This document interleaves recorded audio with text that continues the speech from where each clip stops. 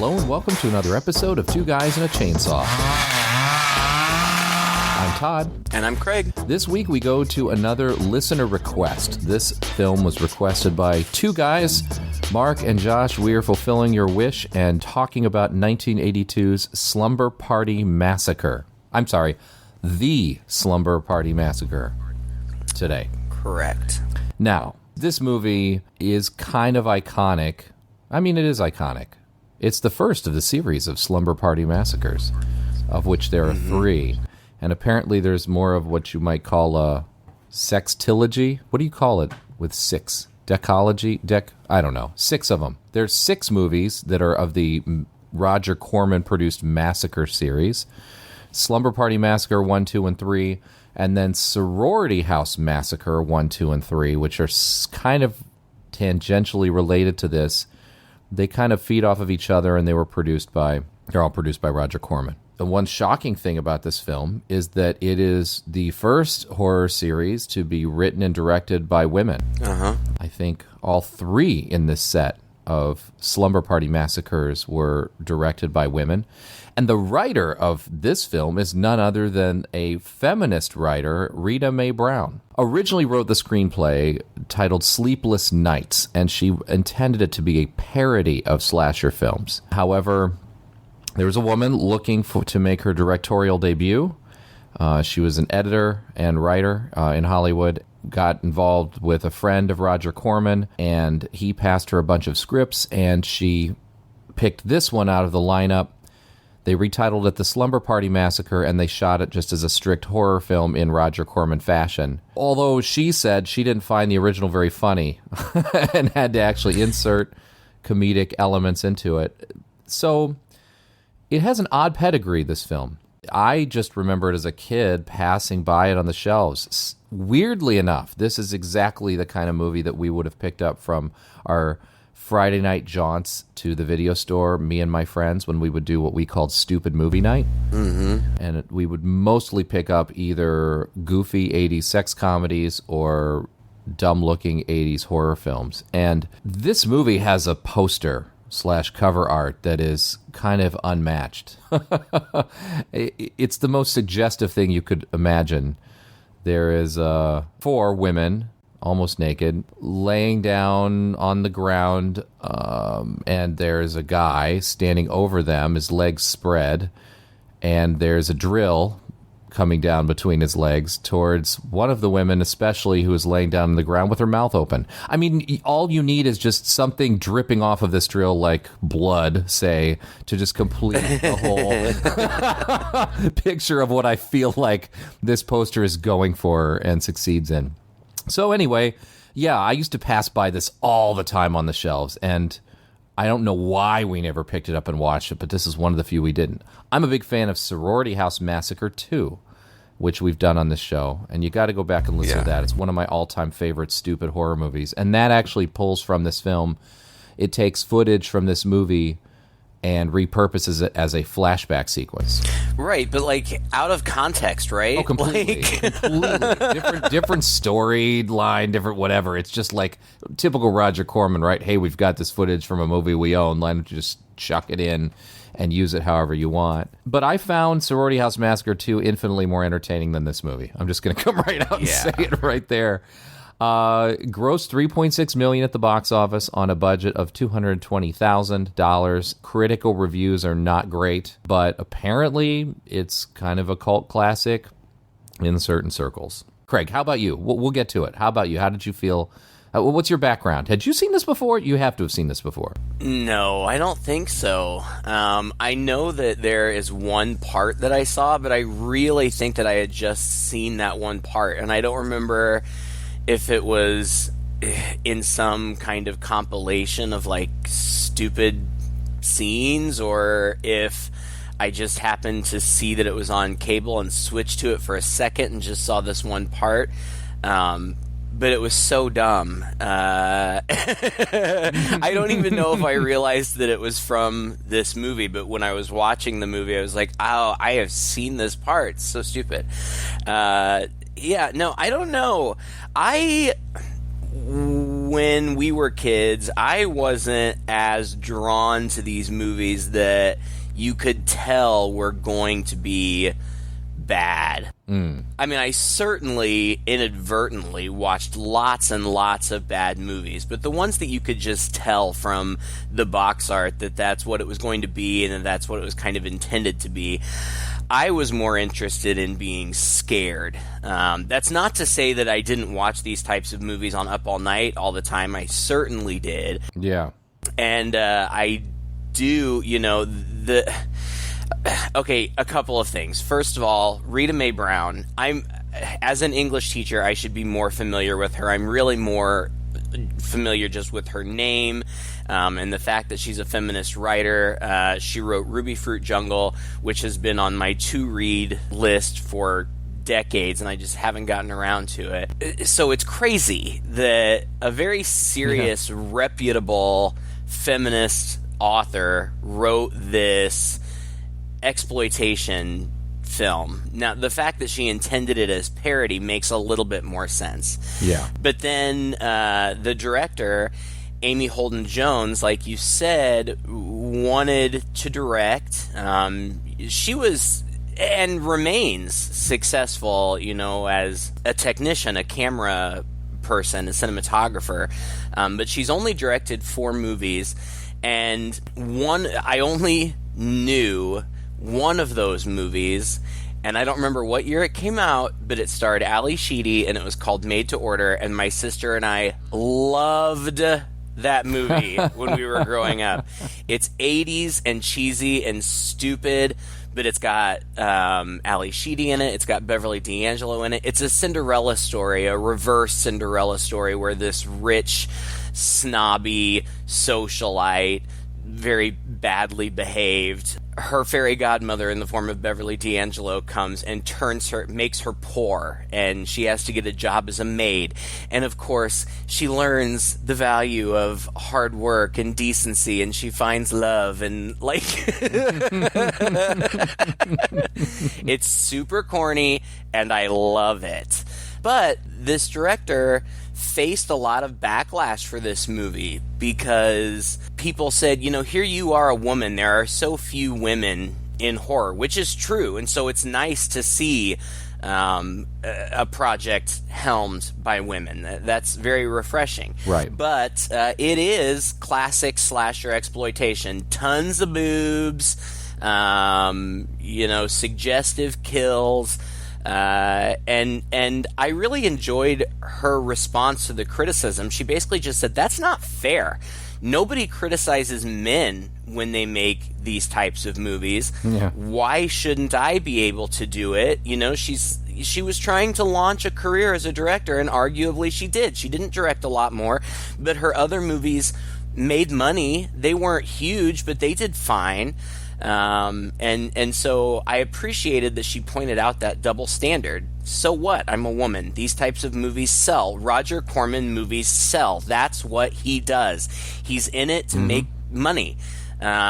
He pumps out cheap movies, usually with high entertainment value, not super high quality, but they make money. And, that, she took advantage of that, and so for that, I applaud her. The movie, on the other hand, sucks. And the reason that I think it sucks is because it's just completely paint by numbers. Aside from the fact that, for unexplained reasons, this killer makes almost all of his kills with this ridiculously oversized industrial drill. Aside from that, there's nothing unique about it. There's virtually no characterization whatever.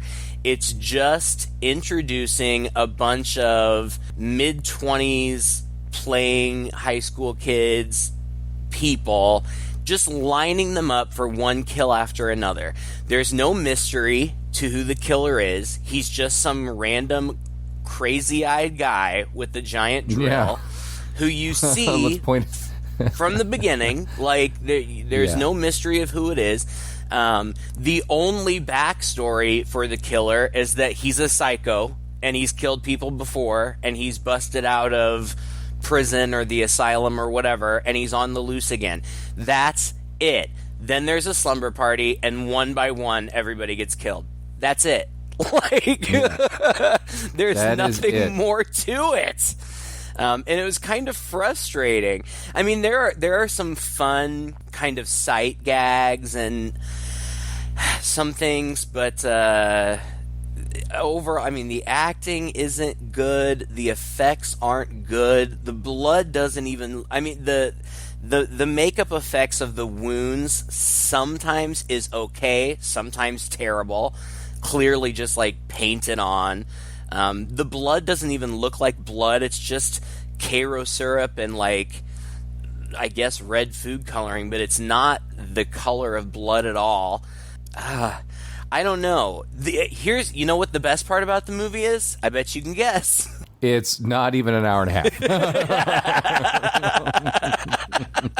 But damn it, does it not feel like 2 hours, though? I mean... It feels like at least an hour and a half. Oh, God. That's not necessarily to say that it's boring, because it does move. I mean, they line up like a dozen people to get killed, so you have a kill every few minutes. The body count is high in this movie, surprisingly high. But, I mean, I don't know...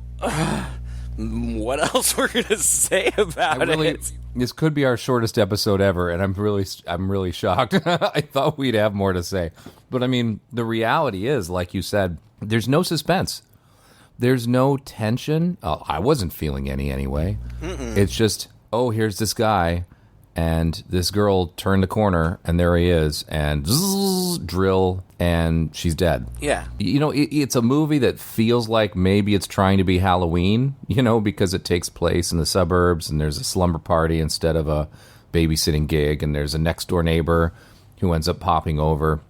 But the honest-to-goodness truth is I couldn't even keep track of who was who. No, they all look the same. They all look the same. There's nothing unique about any of them. And then, again, you know, to come from a script from a writer who, with some literary talent, perhaps.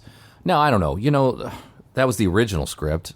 I'm sure it was modified over time. Oh, yeah, I'm sure. So, you know, we can't really fault Rita Mae Brown for that. But there's very little characterization, I think. Nothing that's that interesting. You know, it's just all these kind of typical girls in high school who all, you know, as usual, look like they're 28 and not 18. There's nobody to root for? Like... No. There's no... Well, nobody stands out, right? You're right. And usually in these types of movies, you can kind of pick out who the final girl is. You know, there's one kind of sympathetic character or virginly character or something, and there's just not here. I mean, there are final girls of this large cast of young people. Most of them are dead by the end. There are just a few left at the end, and I suppose that you could argue there's one girl, because she's new to town, she's kind of an outcast. That's the only reason that she's an outcast, unless you read between the lines and she's prettier than the rest of them. So maybe they're all jealous. I don't know. But there's really no focus on her character. It's just setting her apart from everybody else so that she can be in a different location across the street, right, and come in. And, you know, we keep checking in on her and her sister just doing mundane things at their house and, like... Very mundane. Like, fighting with one another. Meanwhile, all of these girls... These teenage girls look like they're old enough to teach high school, and the younger sister, and I've seen this done in so many bad horror movies, they dress her super young and, like, put her in, like, I don't know, like pigtails and stuff to suggest that... and give her a lollipop. Yeah, a giant, like a big oversized lollipop to lick on while she looks at Playgirl. Like, oh my god, it's so silly. But she doesn't look any younger than the rest of them. No. And then there's another woman, a coach that apparently they all like. She's like their gym teacher or something. She is indistinguishable from the rest of them. Like, she could have just as easily played one of the teenagers. Yeah. Honestly, I wish that there were specific things that I could point to as interesting there's not. It opens up in suburbia. We literally see a newspaper headline that says mass murderer of 5, Russ Thorne, escapes. And then the main character, Trish, takes her clothes off. And this is within the first 3 minutes. And so you know immediately what's going on.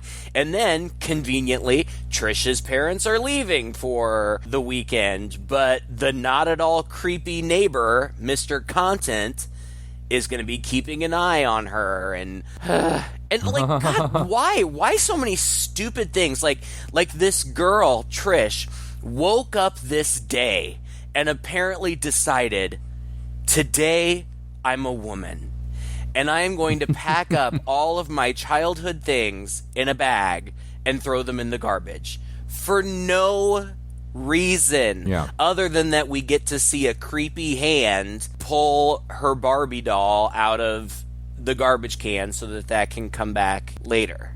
You have to imagine that maybe in the original script there was something of this, but maybe there was more character development and this became a thematic element. But I don't know. That's pure imagination.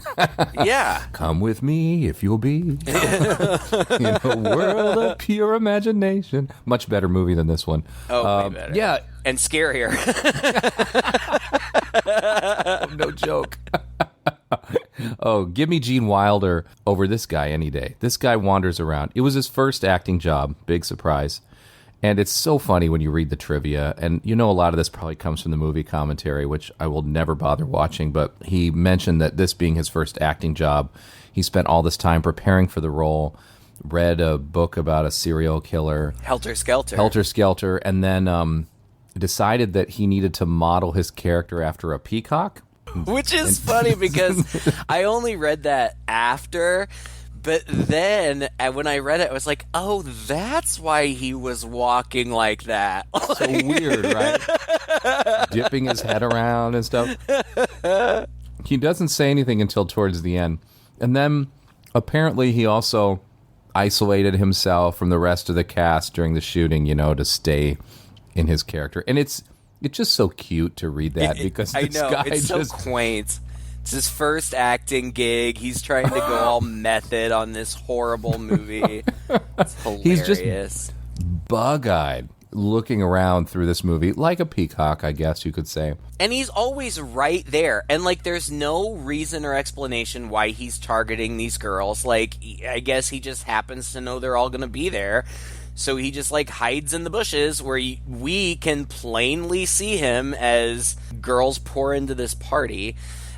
The first time we see him is so there's also a couple guys, Jeff and some other guy. I don't know. It doesn't matter because they have no character. But they're just walking along on the high school campus and they hit on a line woman or something. She's repairing the phones or whatever. I've been having some ringing in my ear. In my phone. And I thought maybe a phone woman could help me. Are all phone women this pretty? I wouldn't know. Would you ever consider dating a younger man? You know what they say about younger men. Try it, you'll like it. I hadn't really thought about it. Well, my number's out of board. Your number is 0. She is nice, but shuts him down. And Jeff and the friend keep walking. The door of her van swings open, and somebody grabs her and pulls her from inside. Now, granted, this is midday, prime daylight in the parking lot of a high school. Pulls her in, and she gets up and starts pounding on the windows and screaming as these boys are walking away, and they just don't notice. And she gets drilled in the forehead right there in the van in the parking lot. Oh, man. And that's just that. Seriously, I don't know that there's any point. No. The next thing is some girl's oh, I forgot my book in the gym. And so she runs back into the gym, and he follows her in there, and he chases her around there, and then he drills her. It's not just that. It's painfully long and boring. She's hiding, and then we get, 5 or 6 minutes of him full on poking around room to room, looking left and right, going back to the room, going back to where he was, standing there, looking left and right, looking down. I mean, oh my God. And unlike a lot of these movies, like we said earlier, there's no question who the killer is. Right. There's no attempt to make him mysterious. There's no twist. There's no mystery or whatever. He's just a guy. And so he's not interesting to watch. He's not even interesting to watch stalk these people. With a huge drill. Massive drill. And, you know, when this thing turns on, even the sound department got it wrong. I mean, this drill should be, what would it be, gas-powered? I mean, it would have to be loud as hell, but he's able to just kind of wander around with aplomb and drill through people, which is a really awkward method of killing when you kind of get down to it. It even plays out kind of awkward in the movie. People just get cornered in these situations where they can get drilled, you know, but a knife is a little more helpful. And I think they even know this because there are times in the movie where he just swings the drill to cut somebody open. Right? Yeah. But it's a metaphor. I mean, of course it's a metaphor. Well, right. I mean, he even gets castrated at the end. Like, yeah. The drill gets castrated. Right. So stupid. There's a painful scene of them playing basketball, like, again, for a good 5 minutes. Like, I do not need over their to bodies. see... Yeah, just so you can watch their boobies flopping around a little bit. And then there's a group shower scene where, you know, some of them... and they're all just chatting in the shower, casually talking about this. Trish is going to have a party because her parents are gone or whatever. I didn't keep track of the actresses. A couple of these actresses, the actress who played Valerie and one of the other actresses, were both in Sorority Babes at the Slime Ball Bolorama. Yeah, also a better movie. Which I never would have watched if you hadn't made me, but I really liked that movie. Yeah. It's funny, isn't it? Yeah. So I saw, you know, just a snippet from an interview from one of these women who, and we've heard this before, you know, we talked to Linnea Quigley, and this woman echoed what she told us, that if you wanted to work during this time, nudity was just expected. You did it or you didn't work. So they did it. You get jobs that other girls wouldn't get because you're right to take your top off. And that woman you're talking about is Brink Stevens, and she's been in 1,000 of these movies. She's known for being the girl taking her top off in these movies, but actually she's not a bad actress either. So she's one of these scream queen icons. Yeah, and she said that she's glad that she's of an age now that people don't want her to take her clothes off. But apparently, I guess some of these women did object to the nudity. So some of them put tape over their nipples so that they wouldn't be able to use any footage of them that showed them from the front. So some of them you only see from the back. But I mean, again, it's just exploitation, which is fine. I mean, these are beautiful young women in the prime of their life. They look great. If you're into that, great. I mean, this was part and parcel for the era and for the genre. So I'm not criticizing that. It's just... In fact, I celebrate and applaud that in some movies. But in this... I mean, it's just, like I said, it's just paint by numbers. It's just like, okay, kill somebody. Okay, boobs. Okay, somebody stalking. Like... Well, and even that wouldn't be so bad if it wasn't just so darn boring. I mean, I wasn't interested in any of these characters. I had even their banter. Everything's quite subdued, actually. Like, there's no drama going on. Like, there's no boyfriend jealous of some girl or... guys who are sneaking over. I mean, the two guys kind of sneak over, right? They pop over, they leer in the window a little bit, but then the driller killer gets one of them outside before he even makes it in. And, you know, there's a pizza delivery guy who gets drilled through the eyes, but you don't even see it. You just see the aftermath. Which doesn't even make sense. No. How would the pizza guy be standing there holding the pizza with his eyeballs drilled out until they opened the door and he fell inside? And then of course, you know, they know there's a killer, so one of the girls, Trish, was already on the phone with their coach because they're having this big debate about basketball scores from the game last night. Like, what? Who are these girls? I didn't know these girls.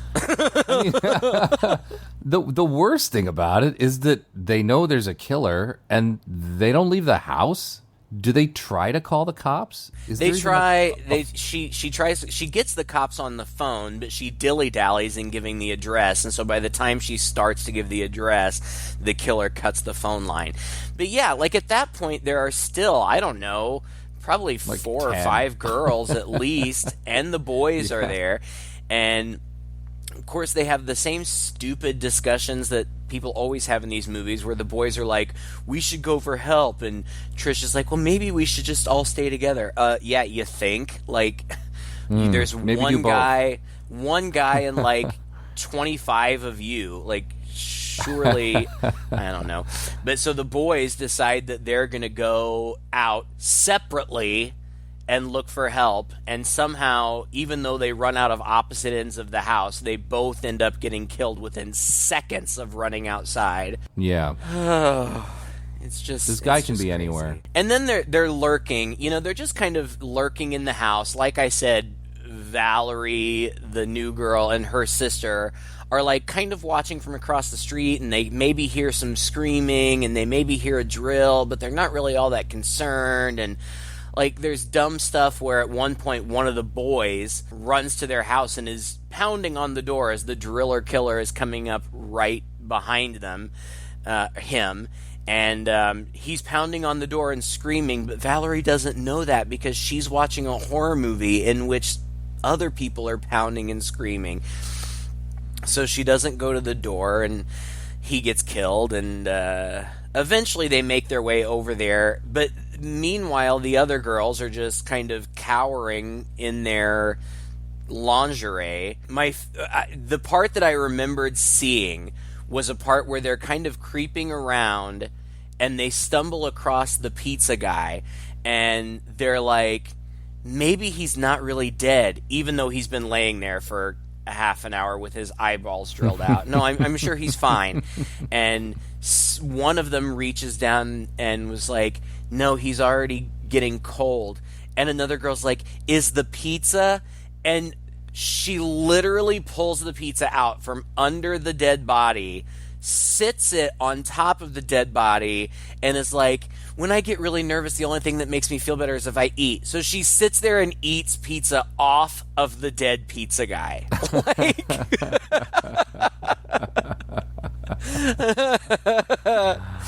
Yeah. Seconds later, there's a knock on the door, and they're like, maybe it's the police.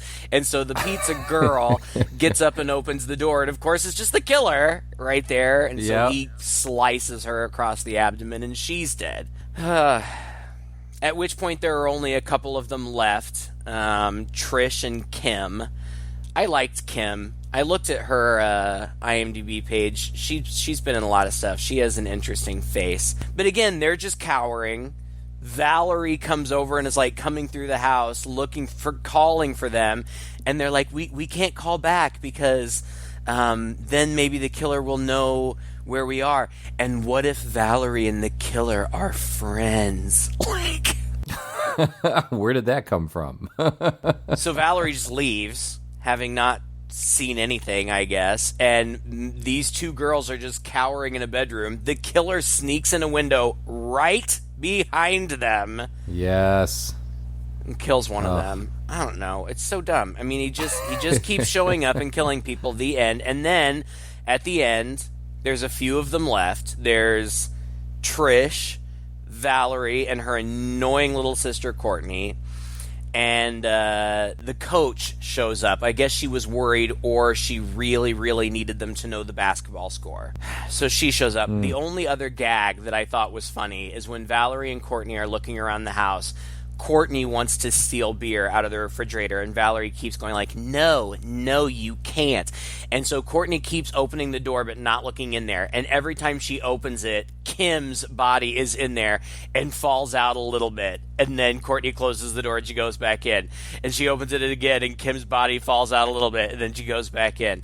That was kind of funny. Yeah, that's kind of classic, though. I mean, I don't know if this was the first time we've seen that gag, but... No. Well, it's not the first time we've seen that gag, but I don't know if it was the first time it ever appeared in a movie or not. Yeah, there's that gag. Then there are the little gags where, like, they're making Kool-Aid, so it's like mixing up some blood red liquid, or somebody drops a glass of wine on the floor, which, splashes red blood-looking stuff, or it cuts from the drill to them blending. Yeah. Oh, there's a cat scare. There's a cat scare. There's another scare where out of nowhere they hear shattering glass, and then they go in the kitchen, and it's the coffee pot that Kim has left on the stove burner, a glass coffee pot. And she's like, oh, darn it, I left the burner on. And then she picks up the coffee pot and holds it by the bottom. I thought that just shattered because it was hot. It's lazy. It's dumb. It gets to the end, and there's nothing really even to say about the end. Like, well, there's a little fight. You think the coach is going to be the hero, and she kind of is for a second, but then he gets her, and then they have a fight out by the pool, which I also... So apparently, initially, they shot the finale indoors in the same room where they'd been shooting everything else, and it was just ho-hum, which, is par for the course with this movie. But Roger Corman saw the initial cut and liked it, and so he threw a little bit more money at him and said, reshoot the end, make it more exciting. And so they took it outside by the pool. And I thought this was hilarious because Valerie is wielding a machete, and she's, like, backing up the killer, and he looks down like he's like right on the edge of the pool, like he's afraid he's going to fall in or something, but it's as though he couldn't just sidestep away from it. Like, I know, right? Like, take a step to direction. the left. Like, you don't have to keep going directly into the pool. But she swings her machete and she cuts off the tip of his drill, hardy har har. And then, I don't know, she slashes him and he goes in the pool. Yeah, cuts off his hand. He falls in the pool. Then they all embrace, and you think he's dead, but then he crawls out handless, silently, comes at them again, I think gets one of them, and then he comes leaping towards... Who was it? Was it her? Valerie? I don't know. There's only a few of them. There's Valerie, she had and Trish. That's it. One of the three of them was laying on the ground, has the machete in her hand, and whips it around, and he basically leaps on this machete, impales himself on it. Yeah. Yep. And then you just see the three remaining girls all just laying on the ground by themselves, sobbing, and you hear police sirens, and then the credits roll. Like, it was. And you get more. You get the end credits and the beautiful score that we've been treated to, which is pretty typical for these horror films. The score was done by I think it was the producer's brother or something, director's brother, Ralph Jones, and he recorded the whole thing on a tiny little Casio synthesizer. It sounds like it. Mm-hmm. But it's it's pretty typical for the era. It kind of set a stage anyway. Actually, it reminds me a lot of the scores in these Roger Corman horror movies that were done around this time. So I can't fault it too much for that. It wasn't terrible, but it wasn't great. According to the testimony of the people who worked on it, the director went to one of the first screenings, and she was just shocked when from the very beginning the audience reacted to it really well. They were screaming and laughing and yelling at the screen and just having a great time, and she said that she went out into the lobby because that's where Roger Corman was. He wasn't watching the film, he was just listening to the audience reaction, and she went out and she's like, what is going on? What have we done? And he said something like, we just had the best opening. Was it New Line that did this? I don't remember. New World Pictures. We just had the best New World opening in history. Hard to believe. It is.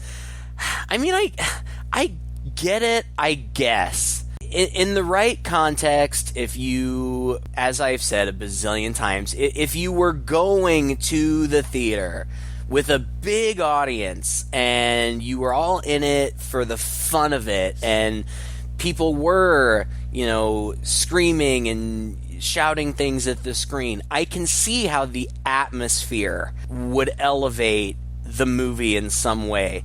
But without that, there's really nothing good to say about it. There are no standout performances. There are no standout kills or effects. It's all pretty tame. I mean, he either drills people, or he slashes them with the drill, or every once in a while somebody will come at him with a knife and he'll get the knife away from them and stab them. But that's it. Nothing creative, nothing innovative. Really a pretty laughable performance by the guy who plays the killer. I don't want to be overly critical. It was, it's crappy material, so it's not like he had much to work with, and apparently he really tried. So I don't mean to be critical in that way, but the end product is just goofy. Not even in really a fun or clever way. And that's the most disappointing part about it, I think, is it's just not that fun. I wish it could be fun. I mean, again, if like you said, if I'd watched it with my friends back in high school together, we might have had some fun with it. But it's almost just too boring for that, really. Yeah. And I don't remember particularly loving the second one, but if memory serves, it was way better than this one. I mean, it was still a bad slasher movie, but it was more fun. That's the one where the driller killer is a guitar player? All I remember is these girls, they buy an old house. They're going to renovate it. Where there were murders. And what I remember, not because I had seen the first movie, but talking with you about it, they do use the footage from this movie, but they change the backstory entirely. But you're thinking of Sorority House Massacre 2. Am I? Yeah. I must be. Slumber Party Massacre 2 was super campy, and I think we should do it sometime. The killer in that has a drill on the end of a guitar. He's like a ghostly, supernatural hard rocker or heavy metal dude. I can see in my mind the box art with the guy with the guitar with the drill on the end. And I remember that one being pretty campy, but certainly more fun than this. But yeah, you're talking about Sorority House Massacre 2, which is one of my favorite movies. And you're right, the acting is terrible. It's also pretty pedestrian, but it just has a charm to it and a fun aspect to it that this one doesn't. That one's directed by Jim Wynorski, one of my all-time faves. Oh, okay. So, yeah. All right. Yeah. I feel like we're being totally lame and have nothing interesting to say. I'm sorry, audience, that you had to listen to us have nothing to say about this movie. Mark and Josh probably we should have had them on here to chat with us about this movie. Have. There is apparently a remake in the works, which can only be better than this. It's supposed to come out this year by a director named Danishka Esterhazy, and I think she did a few horror movies, including the Banana Splits movie from 2019, about a sort of... I saw that. Is it good? It's campy and fun. It's about animatronics that come alive and kill people, right? That's cool. And it's based on a kid's cartoon, I think, from the 70s. Yeah, like Jim Henson thing. Yeah. It's silly and stupid, but I had fun watching it. Huh. I mean, are there any other movies we should talk about?